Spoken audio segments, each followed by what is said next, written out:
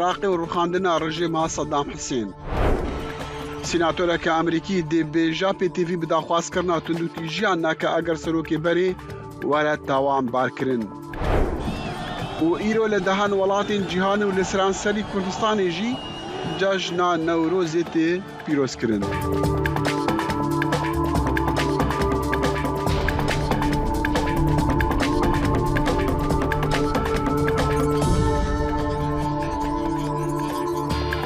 دم باش هون برنامه کرد کنکشن جدنگی امریکا لواشنطن تماشا دکن بهی ویا دمن خوش نوروزا و پیروز با فرمانداری هفبندیا دیجی دولت اسلامی داعش لعراق و لسوریا به سرکیشیا امریکا گوت کوچکدارین داعش هنجی ایریشان دکن دماکو دلیوی دبینن لی جمعه چلیا سال 2022 ورد ایریشن مزن نکرنه ده هف پیوینه که ده دیگل رویترز لبغدای قمانداری هیزین امریکی ماتیو مک فارلان قفن اولکاریه ج پاشماین داعش لعراق و سوریا نرخاندن و گود جی لدماکو دولت اسلامی داعش با آوائه کی سربازیش کستیا چند چکدارین داعش هنجی آزادن و ایریشان جنشکه و پیکتینن بری 20 سالان وکا ایرو امریکا سرکیشیا اپراسیون داگیر کرنا عراقی کر و رژیم صدام حسین رو خاند و ده سال 2011 دا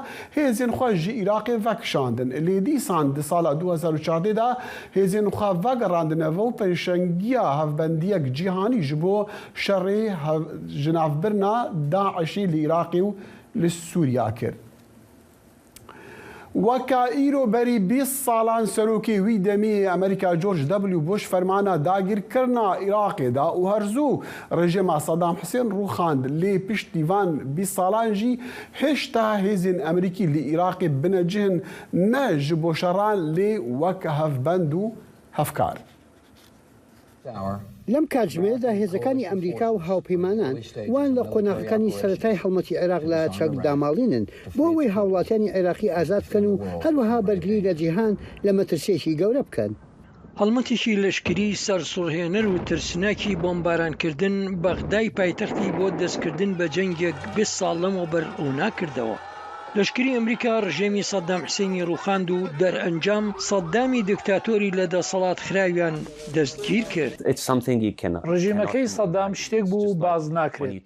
سەدام حوسێن هاوشێوەی ستالین یان هیتلێر بوو، حکوومەتەکەی و ڕژیمەکەی بێبەزایی بوو.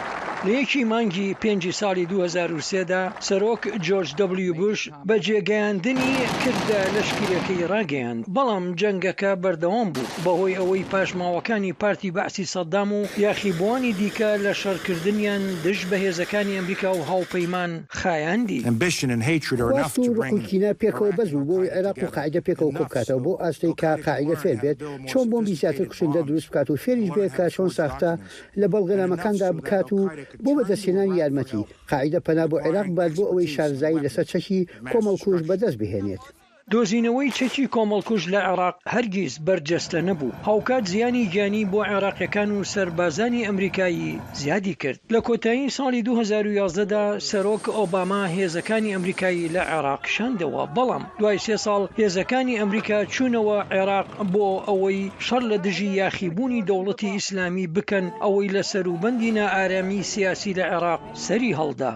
وێرای ئەوەی گروپی دەوڵەتی ئیسلامی بە ئەندازەیەکی بەرچاو لە عێراق و سووریا لاواز بوو، بەڵام ئەم گروپە درێژەی بەتوانەکانی خۆی داوە بۆ ئەوەی هەڵمەت لە نێو هەرێمەکەدا ئەنجام بدات و هەروەها خواستی دەستوەشاندنیشی لە دەرەوەی ئەو هەرێمە هەیە.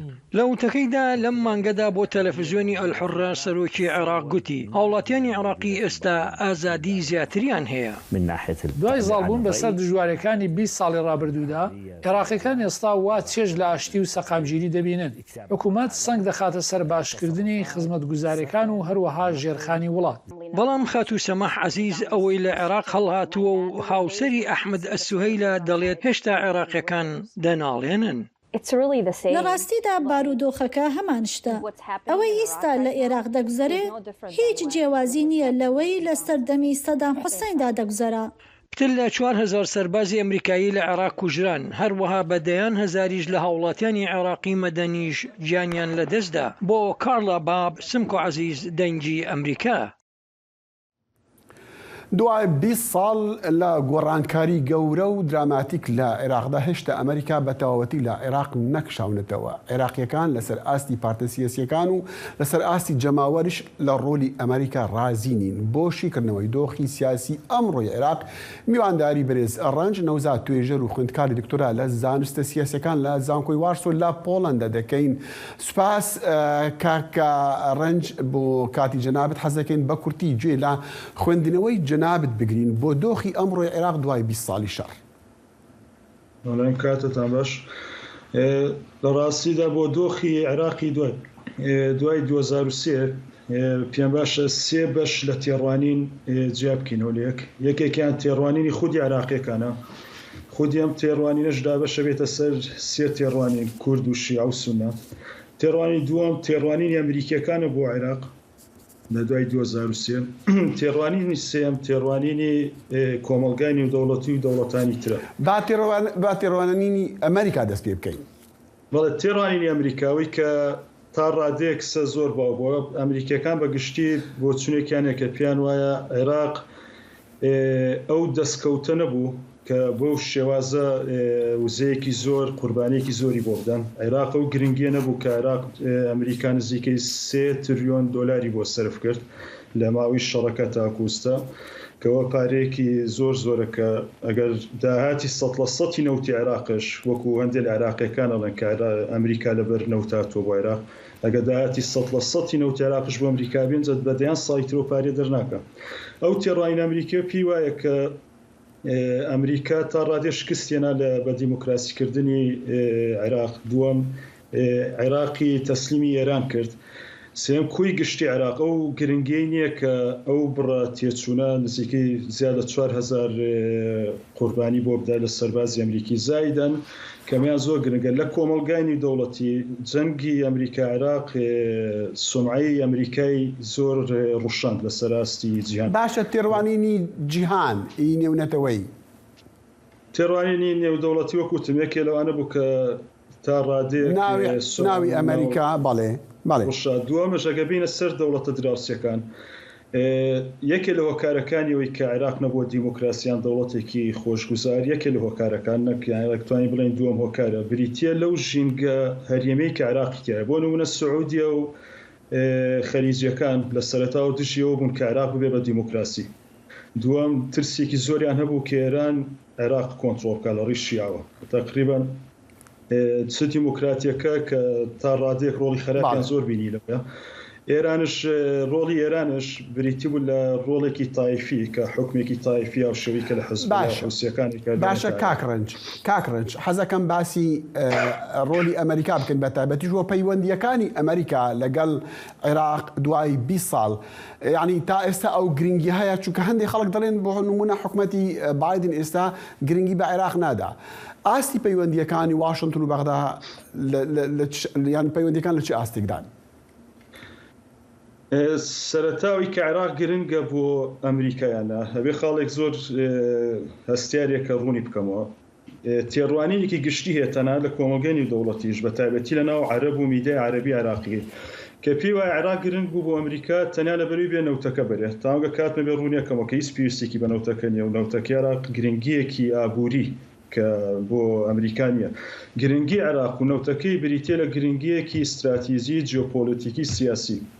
ئەمریکا حاڵی حاضرە گەربینە ڕوونی بکەینەوە. ئەمریکا چاینا یەکەم ڕکابەرێتی، دووەم با بڵین رووسیایە. چاینا یەکێک لە وڵاتانی کە پێویستیەکی زۆری بە وزە هەیە. ئەمریکا ئەوێت وزەی عێراق و وزەی ناوچەکە خەلیجی عەرەبی بەکاربێنێت وەکو کارتێکی فشار یاخود چاینا کە پشت بە وزەی دەرەوە بەستێت. ئەو وزەیە لەژێر دەستی لەژێر هەژمونی سیاسی ئەمریکایە بێت. نەوتی عێراق لەم ڕووەوە گرنگە بۆ ئەمریکا نەک لەبەر خودی نەوتەکە و کە پارەکی داهاتەکی بۆ ئەمریکا بێت چکە داهاتی کۆی عێراق حەجمی ئابووری کۆی عێراق ناگاتە 105 قەبارەی تەنیا ئابووری کالیفۆرنیا ویلایەتی کالیفۆرنیا بەراوردێکی بە کۆی ئەمریکا ناگاتی 100%. کاک ڕەنج وەختەکەمان کورتە حەزم دەکرد باسی کورد لە عێراق بکەین و تێڕوانینی کوردیش ئەگەر بە کورتی بەڵام ئەمێ ئەو باسا لەگەڵ تۆ بکەم ئەوەیە کە کورد پێش 20 ساڵ کە ئەمریکا وەکوبرین دەست بە شەڕی عێراقی کردو بۆ ڕوخاندنی ڕژیم کورد ڕۆڵێکی گەورەی هەبوو کورد هێزی یەکەم بوو کورد ڕێکخراو زیاتر ڕێکخراو بوو یەک هێزی چەکداری هەبوو ئێستا کورد لەو هاوسەنگیەدا چۆن سەیری کورد دەکەی و ڕۆلی کورد بەگشتی ڕوخاندنی سەدام لە 2023 تا کۆمڕۆ دەستکەوتێکی مێژووی بوو بۆ کورد هەرچەند خۆی ڕۆڵی کەم تیابوو من لەگەوایانی بەڕاستی کە ڕۆڵێکی زۆری تیابێ ئەمریکا نەبووایە سەدام تا سەما بوو کورد نە پێ ڕوخێنرا نە هیچ دەستکەوتێکی مێژووی بۆ کورد کە لە ڕێ ئەمریکاوە دەستمان کەوت لە 2023 تا کۆمڕۆ هیچ نەبێ یەکێ لەو 4 دەوڵەتە داگیرکەرەکەی کوردستان کە عێراق بوو یەکێ بوو لەبێ ئەستیریان ڕوخاندنی سەدام وای لە عێراق کرد کە لاواز بێت بەگشتی لاوازبوونی هەر یەک لەم 4 دەوڵەتە یاخود لە ڕووی ئەمنیەوە بیان لە ڕووی سیاسیەوە بێ لە ڕووی پێگەینی و دەوڵەتیەوە بۆ کورد باشە چونکە یەکە لە داگیرکەرەکانێت دەکەوێتە فەوزا یان لاوازە بێت دوژمنایەتی و داگیرکاریەکەی کەمترە بێت بۆ کورد ئەمە لە ڕووی نەتەوەیەکەوە لە هەندێک ڕۆوە کە کوردستان ڕۆڵی چییە لە عێراقە تا ئەستا ڕۆڵی کەمتر بووە بەهۆی شیعەکانەوە لە ڕاستی ئەمە زۆر ڕوونە لە 2006 و 2007 کوردەوای بیزانێ هەر چیە بێت یەکگرتوش بێت ڕۆڵی لە عێراق هەر کەمە بێت عێراق مێژوویەکی وەکو باخر یاسین توێژەری عێراق دەڵێت مێژوویەکی 5000 ساڵ لە ستەمکاری و یەکتر قبول نەکردنیە تا وڵاتی کەستە پێڵەن عێراق لەسەرم خاکی کەستە عێراقە کە شیعە لە ڕووی دیموکراسی شۆبێ شیعە دەسەڵاتی گرێدە زۆر تەماتیکیان شیعە سونە کورد فرامۆشەکات وەکو چۆن سونە دەسەڵات بگرێتە دەست ئەوەی کە کورد کە زۆر سوودی نەبینیەوە بەڕاستی دەرەفەتێکی زێڕین و چ بۆ عێراقیەکان و چ بۆ کوردش ڕوخاندنی سەدام کە لە ڕووی ئابووری لە ڕووی خۆشگوزەرانی لە ڕووی کۆی بوارەکانەوە دەرەفەتێکی زێرین و کە سوودی لێبینن نە کورد و نە عێراقیان توانی بەباشی سوودی لێبینن هەر تا ڕادیۆ سوودی زیاتر لێبینیەوە. باڵێ کاکە ڕەنج کاتمان هەر ئەوەندا دەرفەتمان دەداتە ڕەنج نەوزاد توێژەر و خوێندکاری دکتۆرای لە زانستە سیاسیەکان لە زانکۆی وارسۆ لە پۆڵەند لەگەڵمان بوو زۆر سوپاسی جەناب دەکەین. وەزیرێ دەرڤای عێراقی فواد حسێن دوه یەکشەمێ دیگە لە ڕایەداری یەکەتیا ئەوروپی لە بروکسلێ بەشداری جڤینە ئەنجومەنی هەفکاریە یەکەتیا ئەوروپی و عێراقی بوو بەری جڤینێ بەرپرسی سیاسەتە دەرڤایە یەکەتیا ئەوروپی جۆزف بۆرێل گوت کو ئەو هیڤی دکە عێراق و یەکەتیا ئەوروپی هەفکاریە خۆیان بەهێز ئاوا بکن وی دازانین کو ئەو پلان دکن کو لەسەر گەلک مژاران بگرە ژە هەفکاریە ئابووری هەتا پرسین کۆچبەرانجی گۆتۆ بێژان بکەن وی گۆت ژی پەیوەندیên ما دێ بە مەبەستا ئەو لەهی و گەشەکردنا عێراقی بن ڕێڤەبەری سیاسەتە دەرڤایە یەکەتیا ئەوروپی پەسنا ڕۆلی عێراقیدا ڤەگەڕاندنا پەیوەندیên ئیران و عەرەبستانە سعودیدا وەزیرێ دەرڤایە عێراقی ژی گوت جڤینە دوه یەکشەمێ دیرۆکی بوو. بەرپرسێکی پایە بلندێ ئەولاکاریە ئیرانی دوه یەکشەمێ بە هەفبەری خۆی عێراقی ڕاڕێکەفتنێک ئیمزا کرد بە ئارمانجا ڕێگرتنێ لە چالاکیên چەکداریên کوردên ئیرانê di Iraqê da. سکرتێرê کۆنسەیا بلند ئا ئەولەکاریە نەتەوەیە ئیرانی عەلی شەمخانی و هەفبەری خۆی عێراقی قاسم الئاعرەجی بێ چاودێریە سەرۆک وەزیرێ عێراقی محەممەد شەیع سوودانی لە بەغدایê بەلگەیە هەفکاریە ئەولەهیە یا هەفپارک مۆرکردن داخوایانیە ئۆفیسا سەرۆک وەزیرێ عێراقی دەبێژە و ڕێکەفتنە ئەولەیە یا هەفبەش هەفکاریە پاراستنا سنوورên هەفبەشên di nêvbera herdû weڵatan da û bihêzkirina hevkariya di çend warên diyên ewlekariyê de jî. پەیدارێکی گۆجی لە گۆڕاوی ڕێکەفتنی عێراق ڕێنادا کۆمەڵین چەکدارên کوردین ئیرانی عەردی حکومەتە هەرێما کوردستانە عێراقی بەکاربینە ji بۆ ێریشان بەسەر سنووران ڕا li dijî ئیرانی. برنامه هەفترنگ برنامه کونەری یا بەشی کوردی لە دەنگی ئەمریکایی ئەز لوقمان ئەحمەد هەردوو هەفتی جارێکی وت بم گەڕێکی ناو بەختی چاند و هونەرا ڕەنگین بمەرەنە.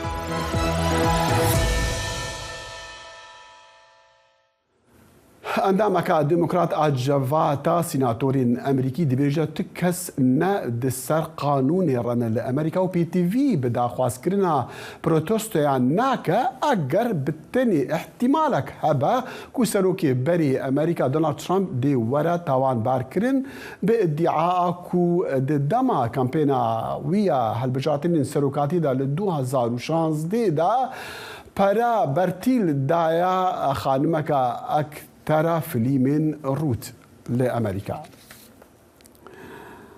سەبارەت احتیمالە دەرکەتنا تند و تیژیان پشتی داخوازە ترامپ ئەلیزابێت وارن سیناتۆرە ئەمریکیا دموکرات گوتە تەلەڤیزیۆنە ABC ئەڤ ژی پرسەکە دیە دێ قازانجا بەرژەوەندیە ترامپ دەیە سەرۆکێ بەری ئەمریکا دۆناڵد ترامپ کو پشتەوانین وی لە شەشی مەها یەک ئاساڵە 2021 بە سەر کۆنگرێسێدا گرتبوو ji بۆ وەرگەڕاندنیان هەڵوەشاندنە ئەنجامین هەڵبژاتنی سەرۆکاتیە دێ پەیامێکیدا گوتووە پشتەوانین خواک و ئەو پێشبینی دکە لە ڕۆژا سێ شەمبێ وەرە دەستە سەرکردن بە بڕیارەکە دادوەرین گشتیین باژارێ نیویۆرکێ وی داخواز ji خەلکێ کرد هەتاکو خۆ پیشاندانان بکەن.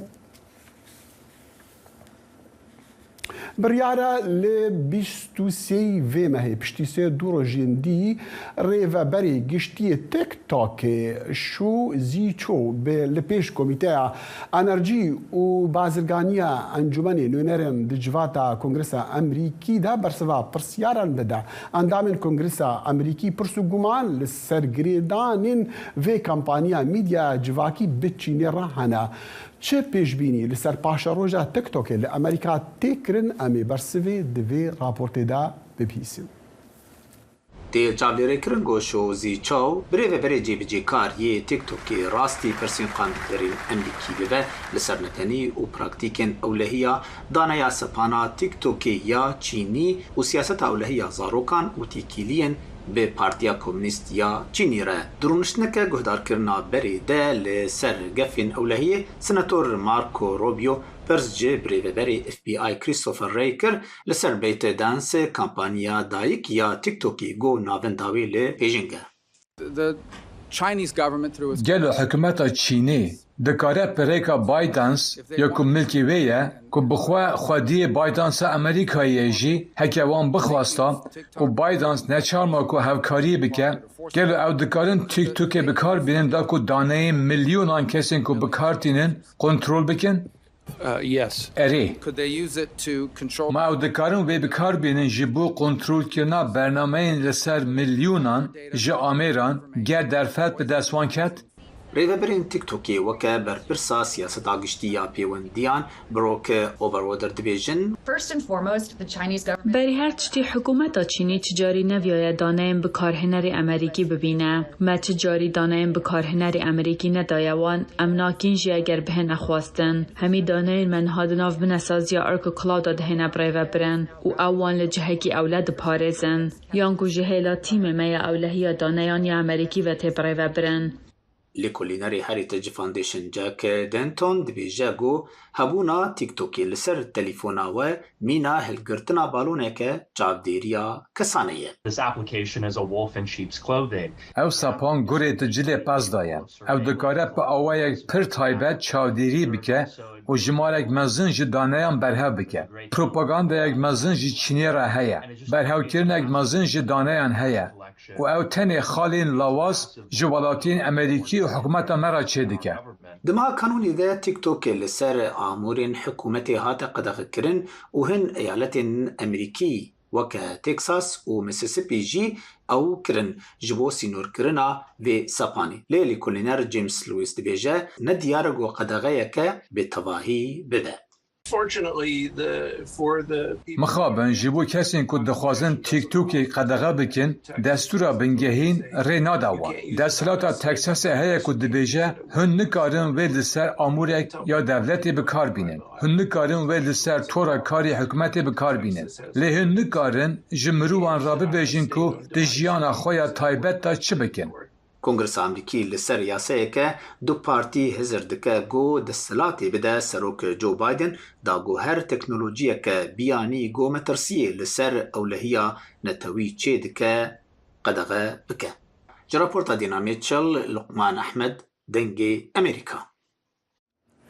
قالوا راستا تيك توك قفي دكسر أولهيان اجتماعية أمريكا وأجر لجورا بيش نيازيكو أمريكا وي بلاتفورما السوشيال ميديا بكرة برزقريكا بفي كامباني را چار سردبا دلشاد عثمان تايبت من دي أولكاريا انترنت باشترين كسر زانيارين راستو درست بدما دلشاد سبيدا باش قالك سباس جبو دمتا راستا تيك توك قفي دكسر أولهيان اجتماعية أمريكا وزانيارين متواجي ددزا روش باش كاك دخيل براسي تيك توك اكسسا كوينا هي السر داناين شخصي يعني تيك توك السر تليفوناتها هبي هر تشوي بزان بالسرتا وبزان بالكوينها وبزان بالتصوير السر موبايلاتها هبي واكسسا هبي السر مايكروفون واكسسا هبي السر هر تشتي ازليد نرم وكو يعني كمبانيا دايك اي تيك توك انا كمبانيا كل شيء تناس كرافات تشتكي هركز زاني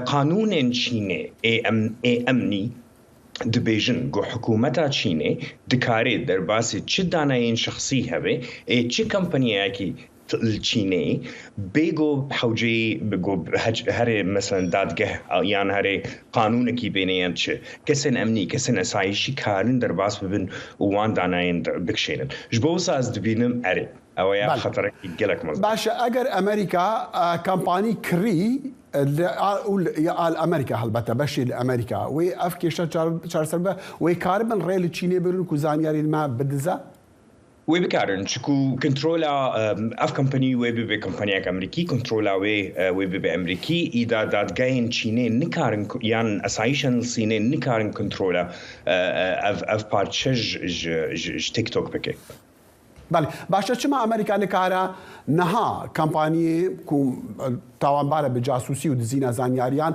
لامریکا بگره يعني ریل وی بگره لامریکا چونکو دوخته کلاود کمپیوتینگ یان دوخته ام جرد بیجن مادرن تکنولوژی اف تکنولوژیا نو جاسوستی بود شتکی گلکی حسانی یعنی استا کمپانیال چینه دکارن الاوفیسر خوا دانشنو دکارن درباسی وی داناین شخصی ببن یان کارن بکشینن بگو یا جاسوسی بکن یان بگو چتن خراب بکن پناس کراویا گشتک قانونیه اویک عددوه يعني هين قوتي دليلك نينا تناصكر هين تشتكي زلال نينا انه تشيني افداتها كاردكي جبونا مثلا بيشكرنا ارتيشن خوا يعني انتليجنس يعني اسايشن خوا بوصا تشتك نينا حكومه امريكي كاري دستيخل سرديني وبيجي افا مجبور قوت شيني ولو داني عين شخصي بكارتيني جبوصا انا كونغرس داخل جبوكو قانونك نهتشيكن اف قانونانه بلكي درفت بدي حكومه كوبانا تيك توك بكي باشا دلشاد ام زين كنا روش رجات تيك توك يا خورت قال كي لسرن فيسبوك دجي خدا راوستيا دجي خدا معايا تويتر نقل كي ناف دارا تبيجي شوي يعني بلاتفورمي باشا روجي السوشيال ميديا وتشاو وبتشرنجي بقى براستي از بینم حکومت امریکی و تحفظ گو تیک توک وری فروتن بش کمپانیا کی امریکی دما گو افتش چی به ويروجا تيك توك فجري ويروجا تيك توك يعني بيجن ويروجا تيك توك بمني وخوا چونكو كارمندن امريكي براستي او انا مهتم اوان كسين قول سر تويتر انا مهتم كمباني الصيني بي يعني امريكا بي المانيا بي او اجوار نقل كي مهمه جبو ساعات بينم امريكا تحفظ ديغو جو تيك توك بكري وقت قلت فيسبوك دمري انستغرام دمري تويتر دمري جبو ساعات تشتكي اقتصادي جيت بينم يعني جالي ايكونومي جبو امريكا باشا تيك توك ورو فروتن كمبانيا كي امريكي يعني امريكا بكرم بساطه او باشا دلشاد يعني امزانن نبتني تاك تاك حمو بلاتفورم لافين سوشيال ميديا وحمو تليفون ماجي كمبيوتر ماجي يعني راستي هندي دبن كوزان يعني ما بين الدزين بين ورقرتن امريكا جوينا دكا لي شمال امريكا او بحسانين بون منا اگر بحثي التليفوني بكن تليفون دس بكن شارس عدد دستي مدى او زاني رمتينا ورقرتن براستيكاك دخيل فرق زور هيا از الكمبانياكي مقورة يشتكم أمريكا حكومة أمريكي نكارن ورن الدرية ما بخنوش مر بيجن كأو زانياري بمدى سرفي كسي نو أمي جوار بيجن هرون فقرن داد قهاكي قاضيكي جير بيجن إنه مثلا جريمة الفر هيا وي أو قاضي قانع بكن برا كاغت كي بودي أو كاغت بودي إزدا قانوني جو أموي داناي أو كيزا أم بودن أفتشت الچيني أسايش تكارن درباس ببن كمباني وتشب خوازن كارن بكشينن البن نافي هوملاند سكيورتي البن نافي يعني أو لهي اجتماعي أمني قومي البن وين نافي كارن داتا بكشينن نبحو جي سلطة قضائية الأمريكات تصاني أو سلطة جداية حكومة نكاري كنترولاي بكي وأفيا فرقك الزور مزنا لناف سيستم الصيني والامريكا ليه حكومه دكاره زانياري عن كامبانيان ورقرا كم حتى كامبانيان تليفونا متى أمريكي براستيكك دخيل نكارن دوي هرن محكمة دوي إذنك محكمة بينن قاضي قانع بكن وأفانا زور زحمة يعني فان شش حفت صالي قوم إيش كرد فان كامبانيا بلكي دجاري يعني سيجار جريمنا يعني يك جوانا مثلا كشتنك بو يك جوانا شوتينج المدرسة بو تشتن ولو يعني جريمنا تناسكر نجتن بوليتيكي وحصرا دريا قضائي بو ما بس أو كو كنترول زانياريان يعني آزادية بيروباورية نكارن ريدي بقرن دلشات أزقل كسباستد كم هالبته هرجع لكم ما برسا قبل سر أو لهيا كمبيوتران أو لهيا زانياريان أمي داخوازش تابك كنت مرة بي سباسو نوروزات بيروز با نوروزاوج بيروز با دلشات عثمان طيبت مندي أو لا كاريا انترنت بمرة بقل كسباس لا تكنولوژیای G5 تا موبایل و شتی تریش تکنولوژیای وڵاتی چین لە زۆر شوێنی جیهان بەکار دەهێڕێتن ئەمە بەشێکە لە دەستپێشخەریەک بە ناوی ڕێگای ئاوریشمی دیجیتالی چین کە بە دوای پێداچوونەوەی جیاجیا لەلایەن هەندێک وڵاتەوە پێشوازیش لێ دەکرێت لە کاتێکدا هەندێک وڵاتی تر بە نیگەرانیەوە دەڕوانە تەکنۆلۆژیای چین ڕوونکردنەوەی زیاتر لەم راپۆرتەی دەنگی ئەمریکادایە. لە مۆبایلەوە تا کۆمپیۆتر ئەوەی مرۆڤەکانی ئەم دنیاە لە زۆر شوێنی جیهانەوە بە یەکەوە دەبەستێتەوە تەکنۆلۆژیای چینیە.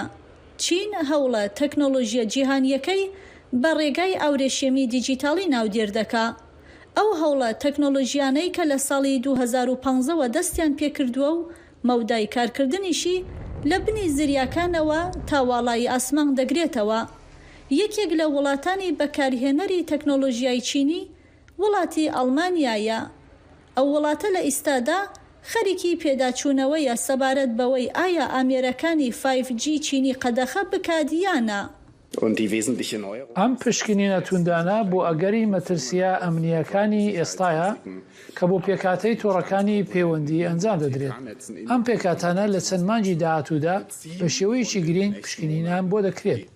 باڵوێزخانەی چین لە بەرلین سەبارەت بەم کارەی ئەڵمانیا بە شێوەیەکی توند ناڕەزایی خۆی دەربڕیوە.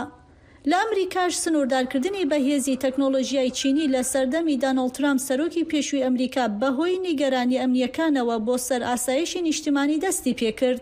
لە بریتانیاش بڕیارە تەکنۆلۆژیای هەواوی لە تۆڕەکانی 5G لا ببرێ. لە ساڵی 2020 تا چین ڕەخنە لەم بڕیارەی بریتانیا دەگرێت سەبارەت بە سنووردارکردنی تەکنۆلۆژیای چینی. بەریتانیا بەبێ هیچ بەڵگەیەکی ڕوون و کۆنکرێتی بە بیانووی کۆمەڵی مەترسی کە بە هیچ شێوەیەک بوونیان نییە بۆ چەوساندنەوە و هەڵاواردن و دوورخستنەوەی کارگەکانی چین هاوکاری ئەمریکای کردووە. شارەزایەکی بواری ئاسایش دەڵێ نیگەرانی ئەمنیەکان سەبارەت بە توانای پەکین بۆ سیخوڕیکردن لە ڕێگای تەکنۆلۆژیای چینی و کۆنتڕۆڵکردنی ژێرخانی پەیوەندیەکان بووەتە هۆی ئاگادارکردنەوەی زەنگی مەترسی لە هەندێک لە وڵاتانی ڕۆژاوە. بەڵام هەندێک لە وڵاتان لە باشووری ڕۆژهەڵاتی ئاسیا بگرێت تا وڵاتانی ئەفریقایی پێشوازیان لە پێشنیارەکانی چین کردووە بۆ ڕێگایەکی هەرزانتری پەیوەندیە دیجیتاڵیەکان. لە ئەفریقا پێم وایە گفتوگۆکان کەمێک جیاوازترن وەک چۆن لە بەشەکانی دیکەی ئابووریدا هێندە جەخت لەسەر نیگەرانی ئەمنیەکان ناکەنەوە بەڵکو بە زۆری جەخت لەسەر ئەوە دەکەنەوە کە چۆن کۆمپانیا چینیەکان بتوانن یارمەتی ئەو وڵاتانە بدەن بۆ پەرەبێدانی ئابووری دیجیتاڵەکانیان. شارەزایان دەڵێن لە بواری کێبڕکەی دیجیتاڵیدا تەنها ئەمریکا و چینن کە یاریزانی سەرەکی ئەو گۆڕەپانن. دەشڵێن لە کاتێکدا کێبڕکەکانی نێوان وڵاتان ڕەنگە لە ئاستی جیۆپۆلیتیکدا ڕووبدا، بەڵام کاریگەریشی لەسەر بەکارهێنەران دەبێ. بۆ ئەلیزابێت لی، بەفراوی نووری، دەنگی ئەمریکا، واشنگتۆن.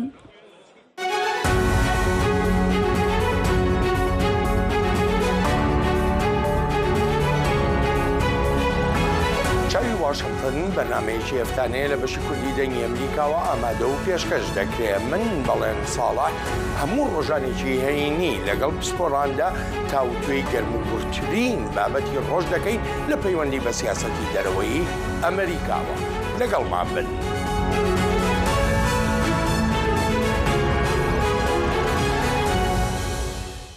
سەرۆکی سووریا بەشار الئەسەد دۆ یەکشەمی دی چارچوڤەی سەردانەخوایە ئیماراتە عەرەبیدا bi سەرۆک شێخ محەممەد بن زاید ئال نەهیان ڕە جڤیا ئەو سەردانای یەکەم ئەسەد بوو ji bo welatê dewlemendê kendavî piştî erdheja wêrankerk û li meha borî Sûriyê û Tirkiyê hejandî. Her wiha ew nîşana berdewamiya başbûna peywendiyana di navbera Şamê û welatên dinyên Erebî de zêdetirî 10 salan piştî ku Komkara Erebiya 22 endametiya Sûriyê di Komkarê de rawstandî ji ber êrişên hovaneyên hêzên Esed li dijî xwepîşandanên sivîl li demê şerê navxwayê Sûriyê. û erdheja li şeşî meha du Şubatê li Tirkiya û Sûriya dayê sistema perwerdeyê alos kiriye ji ber ku dibistan ji wan kesan re hatine valakirin ku erdhejê malên wan wêran kirine. Mamostayekî bajarokê Cinrîsê li Helebê yani li serparêzgeha Helebê balê dikişîne ser xwendekarên ku li kolanan mane li şûna ku dibistanan de bixwînin. Beşar Mustafa Elhemeda ji beşa perwerdehiyê ya Cindirêsê ye û lêkolînê dike li ser ziyanên yek ji gelek dibistanên ku ji ber erdhêjên kujeriyê meha reşemê zerer dîtine. ارتجا وێرانکار باندورeke mezin li ser bajarokê Cindirêsê kir, bi taybetî li ser sektora perwerdeyê ku piraniya dibistanan naimkar anîn. Em niha li pêşiya dibistana Xalid ibn Welîd ya wêran kirîne ku mezintirîn dibistana gundewarên Helebê ye. 3400 xwendekar û 120 xebatkarên mamosteyî hebûn. Rêveberê dibistanê, alîkarê rêveberê dibistanê û gelek xebatkarên perwerdeyê mirin. Gelek zarokên dibistanan piştî ku malê wan wêran bûne nihate çadiran da dijîn. Hinek ji wan gelek ditirsin ku vegerin dibistanê. ji ber erdhejê zarok gelek ditirsin. Kurê min yê biçîk jî ji mala me pir ditirsiya û nexwest biçe malê. Ew her tim li nav kolanan e. Dibistan vebin jî kurê min ji ber tirsa avahiya naçe dibistanê. Di Çahîbayê Nazlî jî gelek ditirse. Ez nikarim biçim dibistanê ji ber ku erdhejê ziyaneke mezin dan dibistana me û rêveber û mamostayan jiyana xweş dest dan û em ditirsin ku di hundirê dibistanê de avahî bi ser me de bikevin. Ji ber vêyekê me cesaret nîne ku em biçin dibistanê. Li gûrê rayedarên li Cindirêsê li herêma ku pi salan şerê navxwayî lê diqewime 22 dibistan hilvişiyane. Piştevaniya nanetevê ji bo awakirina dibistanan harîkariya çadiran dike ku ne tenê erzanin û zû têne çêkirin di heman demê de jîngehek ewle ya derûnî pêşkêş dike bo zarokên ku hêşta jî ditirsin biçin nav avahiyan. Em niha dixebitin ku di hemû dibistanên xwe da çadiran dabîn bikin da ku pêvajoya perwerdeyê ya di nav çadiran da biqedînin û li ser tramvaya derûnî ya zarokan bixebitin. Karê me yê sereke li navenda bajaran e ji ber ku hejmara herî zêde ya xwendkaran li bajaran dijîn. Berê erdhêjê jî herêma serhildayên Sûrî ji bo dabînkirina perwerdehiyê zehmetî dikişand ji ber kêmasiyan. Perwerdehiya zarokan îro gelek zehmettir e. Raporta Dorian Jones, Jet û Zel deng Amerîka. كمال كلشدار أغلو رعاية داري جهبي ونامزدي أوبسيوني جبو هالبجاتين سروكاتي لتركيا سردانا برلمانتوين هدفي ديكا إيرو ما بس جيفي سرداني تشيا آگهي لجنب أمري دنجي أمريكا لأنكري أيوب دميرين أيوب دم باش يعني تشي آگهين السروي جيفينا كلشدار أغلو بهدفي را داخل جوینا کلشتاروğlu da hecde adare da gere le navenda gişti ya HDP çeva le rasti iro ev civin le parlamentoyu ci gruba HDP da hat durskirin seroke CHP Kemal Kılıçdaroğlu serdana HDP kır le gel Hevseroken HDP Pervin Buldan u Mithat Sancar neziki saateki civiya Pişti wî jî li anaciyê ku ez sekinim daxuyaniyeka çapemeniyê dan. Rastî daxuyaniyên Kılıçdaroğlu da hin tiştên balkêş hebû. Ji vana yekem Kılıçdaroğlu zor caran jî zêde hat pirsandin gelo hûnê mesela Kurd çawa çareser bikin. Îro li vê derê ragihand ku ew ê pirsgirêka Kurd di parlamentoyê da çareser bikin.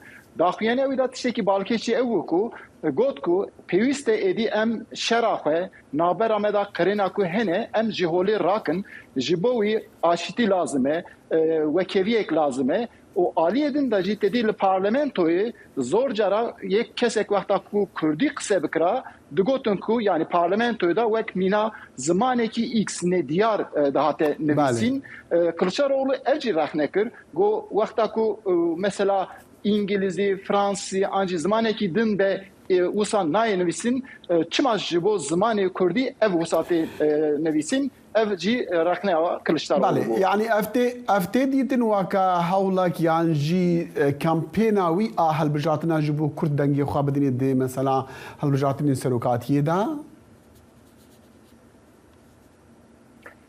Dexil rastî li vê derê hevserokên HDP jî piştî Kılıçdaroğlu qise kirin. Yani Pervin Buldan got ku sedem me rastî li navenda giştî ya HDP da me hevdîtin çê bikira li got me li parlamentoyê çêkir. Sedema vî jî ew e ku me xwast mesajekê bidin. Ew peyama me jî ew e ku yani pirsgirêka Kurd bila li parlamentoyê were çareser kirin. Himan tişt hevserokê HDP Mithat Sancar jî diyar kir. Li rastî vê derê da daxuyaniyên Kılıçdaroğlu dikarin bêjim ku gelek rengekî erênî jî derxist pêş. Lê ne garantî bû? Ya giring ew e ku ji vî şundatir. Yani daxuyaniyên mesela şeş partî hene. Belê. Bibûre Eyûb ez dixwazim bêjim ku devkî bû ne garantî bû binivîsîne ku sozekê bide Kurdan ew ê vê bike yan vê naka? Rastî dexil demên berê da jî dîsa carekî jî min jî Kılıçdaroğlu pirsîbû. Yani ew dem jî dîsa heman tişt gotibû ku belê em ê vê meselê li parlamentoyê çareser bikin. Lê tiştekî ku em bêjin vebire, garantiye, seddaset wisa bibe nîne rastî. Evana hemû devkî ne. Aliyê din da jî tedî şeş partî heye. Mêza şeşkolî jî bivê nevê di nav xwe da hin tiştên nakokiya jî derdixîne pêş. Daxuyanî Kılıçdaroğlu di vî warî da dikarin bêjim ku gelek erêniye. Lê tevahiya mêza şeşkolî taybişi partiya baş û ku serokê partiya baş nêrina xwe zor cara jî diyar dike. Di vî warî da em bêjin daxilî parlamentoyê wata ku bin an jî parlamentoda serkeftin wê bikaribin çareser bikin nekin rastî vî alî da mirov nikare garantiyekê bide. Eyûb Demîr peyamberê dengê Amerîka li Ankarê gelekî spas. Be hezaran Kurd li İstanbulê ji bo pêşwaziya serê salê Newrozî û destpêkirina buharî jî li hev kom dibin. Kesên ku beşdarî vê kombûnê ku yekem xwepêşandana mezin ve piştî artêşa şeşî mehadû û platformek tê hesabkirin ji bo eşkerekirina îradeya xwe ya siyasî berî hilbijartinên giştî li meha Gulanê ku weka xalek veguhastinê têdîtin ne tenê ji bo paşa roja welal lê dîsa jî ji bo paşa roja serokê nihayê Tirkiye Recep Tayyip Erdogan ku 23 salin li ser desthilatê. Ev çalakî tê kirin bi navê Newrozî jî lê tê dîtin weka çalakiyek siyasî ji bo ku Kurd xwe ji we hilbijartinan amade bikin. یەکێک لە ئامادەکاریەکان بۆ فستیڤاڵی نەورۆزی ئەم ئەنجامدانی ماراسۆنێکی نێونەتەوەیی بوو لە شاری سلێمانی. ماراسۆنەکە بۆ دەوری 21 کیلۆمتر بوو، زیاتر لە 2500 کەس لە کچان و کوڕان بەشدار بوون. براوەی هەردوو ڕەگەزیش خەڵکی بەغدا بوون. پەیامنەری دەنگی ئەمریکا سنوور کەریم ئەم راپۆرتەی ناردووە.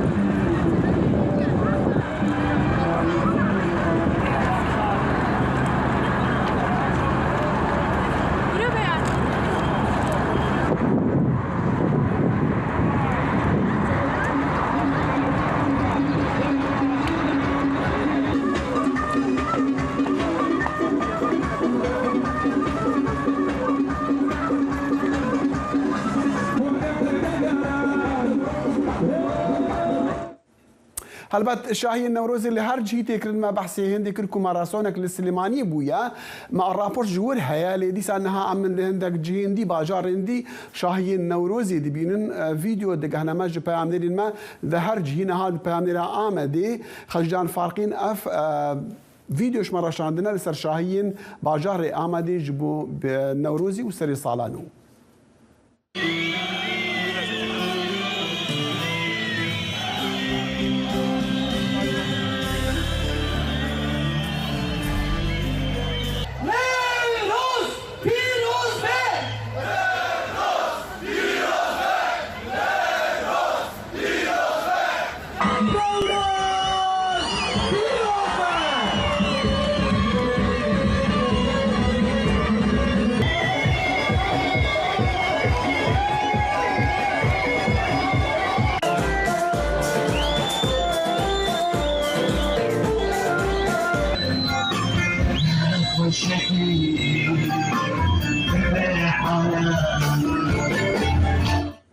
لە باژارێ Wanê jî peyamnerê dengê Amerîka Arif Aslan raportek şandiye.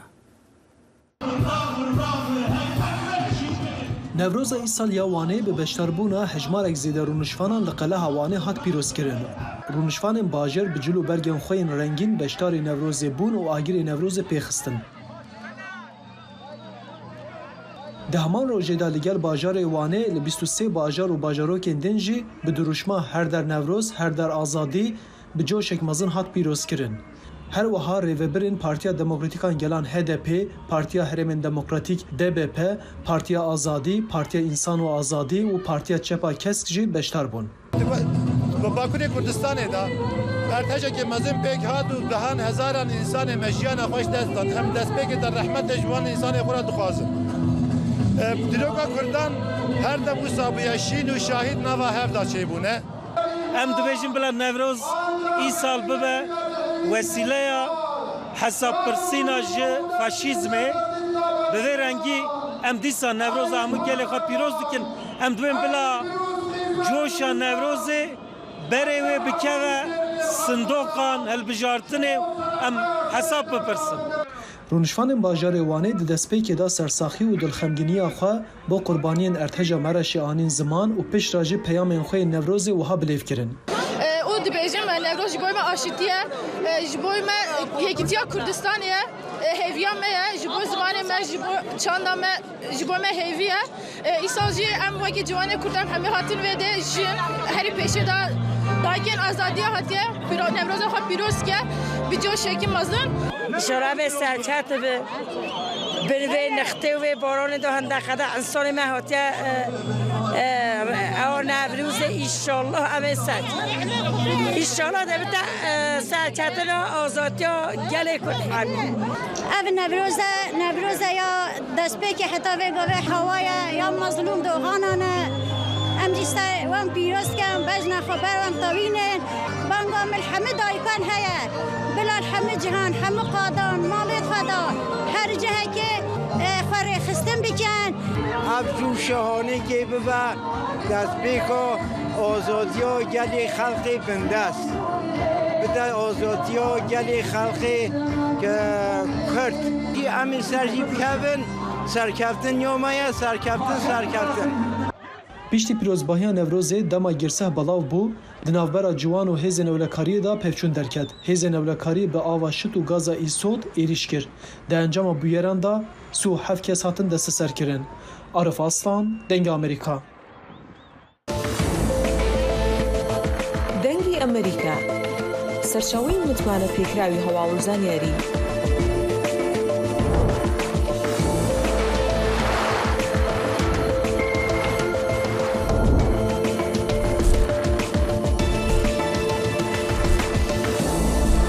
لە ماڵپەڕ و تۆڕە کۆمەڵایەتیەکانی دەنگی ئەمریکاوە ئاگاداری هەواڵ و گۆڕانکاریەکانی جیهان بە.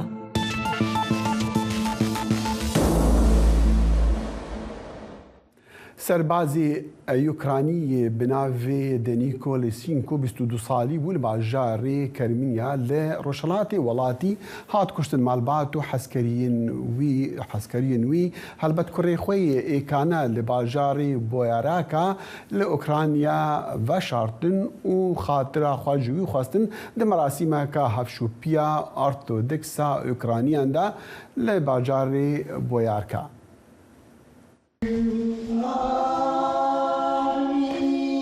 دایک و بابê leşkerekî Ukraynî ku heftiya borî di şerî de giyanê xwe ji dest da li vir amade bûne da ku kurê xwe yê êkane li bajarê wî Boyarka binax bikin. Leşkerê 22 salî bi navê Danîk Lisenko li bajarê Kremîna yê Rojhelata Welat di encama hêrişek mûşekî de canê xwe ji dest da. Ez îro li verê me ji ber ku ev e karekî hindik e ku ez dikarim bo vî xurtî bikim û rêzê lê bigirim. Ew tenê 22 sal bû wekî kurê min bû. Malbat û hevalên wî di merasîmek kevneşopiyeya Ortodoks ya Ukrayna de li bajarê Boyarka ku 10 kîlometran dûrî Kîyeva paytext e xatira xwe ji wî xwestin. Ev dêra biçûk tijî behîçinan bû. Я не могла повірити, що я в своєму віці буду. Ez bawer nakim ku di vî temenê xwe da ez beşdarî merasîma cenazeyê hevalekê xwe bim ku mixabin careke din min bi vî rengî dît. Ez bêjim gelek giring e ku mirov li verê amade bît û rêzê lê bigirît û wexera wî xêr bît. Dayk û babê wî bi dirêjehiya demê merasimê li tenişta kurê xwe çûk vedabûn û digirîn. Dayka wî Svîtlana Lisenko dest bi serê kurê xwe tîna û berê xwe dida navçavên wî. Dema rondik bi ser alekên wê de dihatin. Bi rastî Danîk kurekî zêrîn bû. Ew gelekî aram û cirxweş bû. Ti carî tiştekî şaş yan xerab nedkir. Ew herdem kesekî baş bû. Ji ber ku tê bîra min ew bi zarokê min re mezin dibû. Desthilatdarên Ukrayna hejmara giştiya leşkerên di şerê Ukrayna da ku berî salekê dest pê kirî canê xwe ji dest dayne eşkere nekiriye. Hêlin Sindî, Dengê Amerîka. هر سال لوی دمی هزاران خلق لهریما کردستان عراقی هلبت لسرانسری جان جلی هریما کردستان عراقی به تایبتی جی مجولی آماده کاری دبن جبوره و رسم تایبت جشن و هلکرنا آگری نوروزی کو او دی بیجن سری سالا وانا ام وی راپورتا کرد ببینن. بازارن جلن کردی لدهوکه وی هفته پر بون به بکران جبو آماده کاری نوروزه. سالا وک هر جار نینه صراحتا اف سالا بو چی چون موسم رمضان هاتد نوروزه دا وقتی تشتاق بیت موسم نزدیک یک دو روز نوروزه خالق چت کردن موسم تناناف اگدا کم تنت وضع جی توزانی باشتر جوید وضع نوکه پتری نوروز نه که هر سال دست پیکر ناجر کد کردی فروتنانا کم بو گلک یعنی تو شبیجی نکن ای سال نوروز و رمضان ده همان مهیدانه. او یک دبه پرسکریه که کام مزن یا دراوی جبور و نجوانان.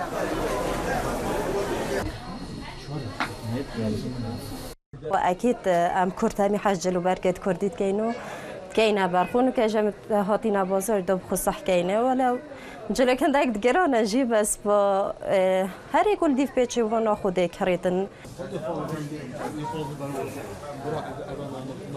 خلق مجبوره بو نوروزيه وبش نوروزي رمضان او دجاجن رمضان يتنو هیچ که بار خلق گران میدن بس با خلق مجبوره یعنی جبر خو زمان موجنک بخونه کرنج بازار که هر قصاصی کت کن